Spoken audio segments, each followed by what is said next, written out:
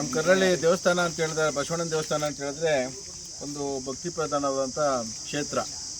ದಿನೇ ದಿನಕ್ಕೆ ಭಕ್ತರನ್ನು ಹೆಚ್ಚಿನ ರೀತಿಯಲ್ಲಿ ಆಕರ್ಷಣೆ ಮಾಡುವಂತಹ ಇದು. ಮತ್ತು 2 ಚೌಲ್ಟ್ರಿ ಮಾಡಿದ್ದಾರೆ ಟ್ರಸ್ಟ್ ವತಿಯಿಂದ. ಮದುವೆಗಳು ದಿನನಿತ್ಯ ಮದುವೆಗಳು ಬೇರೆ ನಡೀತಾ ಇದೆ. ಹಾಗಾಗಿ ರಸ್ತೆ ಏನಾಗಿತ್ತು, ತುಂಬ ಚಿಕ್ಕದಾಗಿತ್ತು. ಹಾಗಾಗಿ ಬಾಲಣ್ಣವರು ಎಲ್ಲ ಒಂದು ಕಡೆ ಅಭಿವೃದ್ಧಿ ಕಡೆಗೆ ಚಿಂತನೆ ಕೊಡ್ತಾ ಇರೋದ್ರಿಂದ ಅವರ ಏನೇ ಎಲ್ಲೋ ಅಭಿವೃದ್ಧಿ ಆಗಬೇಕು ಅನ್ನೋದ್ರಿಂದ ಆ ನಿಟ್ಟಿನಲ್ಲಿ ಇವತ್ತು ಸುಮಾರು 1 ಕಿಲೋಮೀಟರ್ ಜಾಗ ಇದೆ.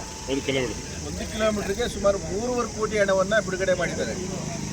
ಅದೇ ಅತ್ಯುತ್ತಮವಾದ ಒಂದು ಬಾಕ್ಸನ್ನು ಆ ಕಡೆ ಈ ಕಡೆ ಬಾಕ್ಸನ್ನು ಮಾಡಿ 18 ಅಡಿ, ಈ ಕಡೆಯಿಂದ 9, ಆ ಕಡೆಯಿಂದ 9, 18 ಅಡಿ ಅಗಲವನ್ನು ಮಾಡಿ ಒಂದು ಕಾಂಕ್ರೀಟ್ ರಸ್ತೆ, ಉತ್ತಮವಾದ ಇವತ್ತೇನು NS ರೋಡಲ್ಲಿ ನೋಡ್ತಾ ಇದ್ರೆ ಕಾಂಕ್ರೀಟ್ ರಸ್ತೆ, ಆ ಮಟ್ಟದ ಒಂದು ರಸ್ತೆಯನ್ನು ಆಗಬೇಕು ಅಂತೇಳಿ ಬಾಲಣ್ಣವರು ಇವತ್ತು ಚಾಲನೆ ಕೊಡಿಸ್ತಾ ಇದ್ದಾರೆ. ಇವತ್ತು ಅಗಲೀಕರಣಕ್ಕೆ ಚಾಲನೆ ಕೊಡ್ತಾ ಇದ್ದಾರೆ.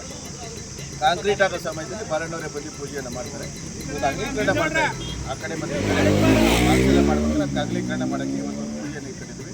ಎಲ್ಲ ಇವತ್ತು ನಮ್ಮ ಟ್ರಸ್ಟು ಎಲ್ಲ ಅಧ್ಯಕ್ಷರಾದಿಯಾಗಿ ಎಲ್ಲ ಮುಖಂಡರುಗಳೆಲ್ಲ ಭಾಗವಹಿಸಿದ್ದಾರೆ. ಮತ್ತು ನಮ್ಮ ಮುಖಂಡರ ಚಿಕ್ಕಣ್ಣವರು, ನಮ್ಮ ಸುರೇಶ್ ಅವರು, ಪ್ರಾಧಿಕಾರ ಪಟೇಲರು ಎಲ್ಲರೂ ಭಾಗವಹಿಸಿದ್ದಾರೆ ಬೆಳಗ್ಗೆ. ಯಾಕೆಂದರೆ ಇದೊಂದು ಆಗಬೇಕಾಗಿತ್ತು, ಮುಖ್ಯವಾಗಿ ಇದೊಂದು ಕೆಲಸ ಆಗಬೇಕಾಗಿತ್ತು.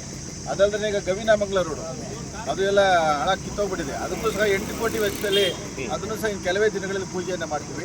ಈಗ ಏನು ಅಲ್ಲಿ ರಾಮನಗರ KCP ರೋಡಿಂದ ಸ್ಟಾರ್ಟ್ ಆಗಿದ್ದಾಗ ಡಬಲ್ ರೋಡ್ ಬರುತ್ತೆ, ಈಗ ಕಾಂಕ್ರೀಟ್ ರೋಡ್ ಆಗುತ್ತೆ. ಬಾಕ್ಸ್ ಸಮೇತ ಕಾಂಕ್ರೀಟ್ ಉತ್ತಮ ಗುಣಮಟ್ಟದ ರಸ್ತೆಯನ್ನು ಬಾಲಣ್ಣವರು ಮಾಡ್ತಾ ಇದ್ದಾರೆ. ಯಾವ ಯೋಜನೆ ತಗೊಂಡಿದೆ ಸರ್ ಇದು? ಯಾವ ಯೋಜನೆ ನಡೀತಾ ಇದೆ? ಯಾವುದಪ್ಪ ಅದು? ಒಂದು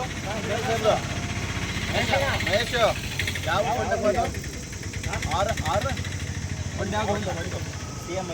CMIDFಲ್ಲಿ 3.5 ಕೋಟಿ ವೆಚ್ಚ. 1 ಕಿಲೋಮೀಟರ್ಗೆ 3.5 ಕೋಟಿ ಗುಣಮಟ್ಟದ ಕೆಲಸ. ಒಳ್ಳೆ ಪುಣ್ಯಕ್ಷೇತ್ರ, ತುಂಬಾ ಜನ ಬರ್ತಾ ಇರ್ತಾರೆ. ಇಲ್ಲಿ ಮದುವೆಗಳಾಗ್ತಾ ಇರ್ತವೆ, ದೇವಸ್ಥಾನಕ್ಕೂ ಬರ್ತಾ ಇರ್ತಾರೆ. ಜಾತ್ರೆ ಅಲ್ದಲ್ಲೇ ಮದುವೆಗಳಾಗೋದಿದೆಯಲ್ಲ, ಚೌಲ್ಟ್ರಿಗಳಿದೆ. 2 ಚೌಲ್ಟ್ರಿ ಬಡವರಿಗೆ ಅಂತ ಟ್ರಸ್ಟ್ ವತಿಯಿಂದ ಎಲ್ಲ ಮಧ್ಯಮ ವರ್ಗದವರು ಮದುವೆ ಮಾಡ್ತಾರೆ. ತುಂಬ ಭಕ್ತಿ ಪ್ರಧಾನವಾದ ಕ್ಷೇತ್ರ. ಅದೊಂದು ಮನಗಂಡು ಬಾಲಣ್ಣವರು ಇದೊಂದು ಕ್ಷೇತ್ರನ ಅಭಿವೃದ್ಧಿ ಮಾಡಬೇಕು ಅಂತೇಳಿ ಇನ್ನೂ ಬೇಡಿಕೆಗಳು ಇಟ್ಟಿದ್ದಾರೆ. ಟ್ರಸ್ಟ್ನವರೆಲ್ಲ ಬೇಡಿಕೆ ಇಟ್ಟಿದ್ದಾರೆ, ಎಲ್ಲ ಬಗೆಹರಿಸ್ಕೊಡ್ತೀವಿ. ಉತ್ತಮವಾದ ಕೆಲಸವನ್ನು ಮಾಡ್ತಾ ಇದ್ದಾರೆ. ಇವತ್ತು ಬಾಲಣ್ಣವ್ರಿಗೆ ನಮ್ಮೆಲ್ಲ ಮುಖಂಡರ ಪರವಾಗಿ, ಸಾರ್ವಜನಿಕರ ಪರವಾಗಿ ತುಂಬ ಅಭಿನಂದನೆಗಳು ಸಲ್ಲಿಸ್ತೀವಿ. ಯಾಕೆಂದರೆ ಎಲ್ಲ ಒಂದು ಕಡೆ ಒಂದು ಬಾಲಣ್ಣ ಪದೇ ಹೇಳ್ತಾ ಇದ್ರು, ಸರ್ಕಾರ ಇದ್ರೆ ಏನಾದ್ರು ಒಂದು ಮಾಡ್ಬೋದು ಅಂತೇಳಿ. ಇವತ್ತು ನೀವು ನೋಡ್ತಾ ಇದ್ದೀರಾ, ಇನ್ನು ಕೇವಲ 6 ತಿಂಗಳು. ನಾನು ವಿರೋಧ ಪಕ್ಷದವ್ರಿಗೆ ನಾನು ಮನವಿ ಮಾಡೋದು ಅಷ್ಟೇ, ಕೇವಲ 6 ತಿಂಗಳು ಸಮಾಧಾನವಾಗಿರಿ. ಚರ್ಚೆಗಳು ಬಿಡಿ. ಅದು ಅನಗತ್ಯವಾಗಿ ನೀವೇನು ಟೀಕೆ ಮಾಡ್ತಾ ಇದ್ರಲ್ಲ, ಟೀಕೆಗಳನ್ನ ಬಿಡಿ. ಎಲ್ಲರೂ ಕೆಲಸಗಳು ತಪ್ಪಾಗ್ತಾ ಇದೆ, ಅದನ್ನು ಕಂಡುಹಿಡೀರಿ. ನಿಮ್ಗೆ ದಂಡಿಸೋ ಹಕ್ಕಿದೆ, ದಂಡಿಸಿ.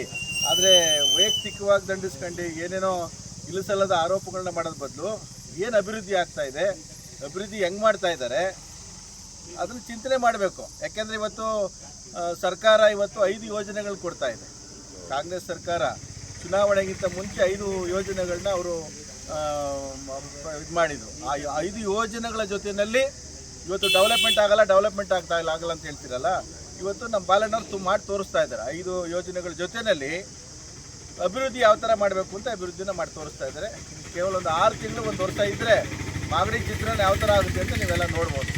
ಗುಣಮಟ್ಟದ ರಸ್ತೆ ಆಗಬೇಕು ಸರ್. ಇದು ಗುಣಮಟ್ಟದ ರಸ್ತೆ ಆಗಬೇಕು. ಗುಣಮಟ್ಟದಲ್ಲ ಸರ್, 3.5 ಕೋಟಿ ವೆಚ್ಚ ಅಂತ ನೀವೇ ಅರ್ಥ ಮಾಡ್ಕೊಳ್ಳಿ ಸರ್. 1 ಕಿಲೋಮೀಟರ್ಗೆ 3.5 ಕೋಟಿ ವೆಚ್ಚದಲ್ಲಿ ಮಾಡ್ತಾ ಇರೋಂಥ ಕೆಲಸ ಕಳಪೆ ಕಾಮಗಾರಿ ಅಲ್ಲ. ಇವತ್ತೇನು NS ರೋಡು, ಇವತ್ತು ನಮ್ಮ ತಿರುಮಲಿ ರೋಡ್ ಆಗ್ತಾ ಇದೆಯಲ್ಲ, ಆ ಗುಣಮಟ್ಟದಲ್ಲಿ ಒಳ್ಳೆ ಕೆಲಸಗಳಾಗುತ್ತೆ.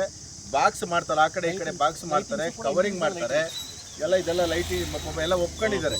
ಇಲ್ಲಿನ ರೈತಾಪಿ ಜನಗಳೆಲ್ಲರೂ ಸಹ ಒಪ್ಕೊಂಡಿದ್ದಾರೆ. ಎಲ್ಲ ದೇವಸ್ಥಾನ ಕೆಲಸ ಅಲ್ವಾ ಇದು, ಬಿಟ್ಕೊಡ್ತಾ ಇದ್ದಾರೆ. ಮತ್ತು ಒಳ್ಳೆ ಗುಣಮಟ್ಟದ ಕೆಲಸ ಆಗುತ್ತೆ ಸತಿ. ತಾವೇ ನೋಡ್ತಾ ಇರ್ತೀರ, ಕೆಲಸ ಸ್ಟಾರ್ಟ್ ಮಾಡ್ಬೇಕಾದ್ರೆ ಬಂದು ಗುಣಮಟ್ಟ ಯಾವ ಥರ ನಡೀತಾ ಅಂತ ಚೆಕ್ ಮಾಡ್ಬೋದು. ಸುಮ್ಮನೆ ಟೀಕೆ ಮಾಡೋದು ಬದಲು ಯಾವ ಥರ ಕೆಲಸಗಳಾಗ್ತಾಯಿದೆ ಅಂತೇಳಿ ತಾವು ಸಹ ಬಂದು ಮಾಧ್ಯಮದವ್ರು ಇರ್ತೀರ, ಅದು ಚೆಕ್ ಮಾಡ್ಬೋದು. ಒಳ್ಳೆ ಕೆಲಸ ಆಗ್ತಾಯಿದೆ. ಸಂಘಟನೆ ಆಗಿದೆ ಸರ್, ಈ ಚುನಾವಣೆ ಹತ್ರ ಸಂಘಟನೆ ಮಾಡ್ತಾ ಇದ್ದೀವಿ ಸರ್, ಸಂಘಟನೆ ಮಾಡ್ತೀವಿ. ಇನ್ನೆಲ್ಲ ನಮಗೂ ಒಂಥರ ಇವೆಲ್ಲ ಕಸಿ ಬಿಸಿಗಳೆಲ್ಲ ನೋಡಿ ನಮಗೂ ಅಸಹ್ಯ ಅನ್ಸ್ಬಿಟ್ಟೈತಿ. ರಾಜಕೀಯ ಅನ್ನೋದು ಅಸಹ್ಯ ಅನ್ಸ್ಬಿಟ್ಟೈತೆ.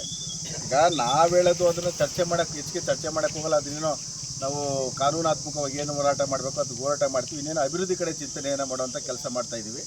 ಸಂಘಟನೆ ಮಾಡ್ತೀವಿ ಸರ್. ಈಗ ಇನ್ನು ಕೆಲವೇ ದಿನಗಳಲ್ಲಿ ನಾವು ಬೂತು ಮಟ್ಟದ ಎಲ್ಲ ಮುಖಂಡರುಗಳನ್ನು ಕರೆದು, ಮತ್ತು ಈಗೇನು ನಮ್ಮನ್ನು ಹೊಸದಾಗಿ ಬ್ಲಾಕ್ ಪ್ರೆಸಿಡೆಂಟ್ ಮಾಡಿದ್ದಾರೆ, ನಮ್ಮದೊಂದು ಕಮಿಟಿ ಆಗಬೇಕು. ಆ ಕಮಿಟಿಗಳನ್ನೆಲ್ಲ ಇನ್ನು ಕೆಲವೇ ದಿನಗಳಲ್ಲಿ ಸುರೇಶ್ ಅಣ್ಣವ್ರನ್ನ ಒಂದು ದಿನಾಂಕವನ್ನು ಗೊತ್ತು ಮಾಡಿ ಉತ್ತಮವಾದ ಒಂದು ಕಾರ್ಯಕ್ರಮವನ್ನು ಮಾಡ್ತೀವಿ.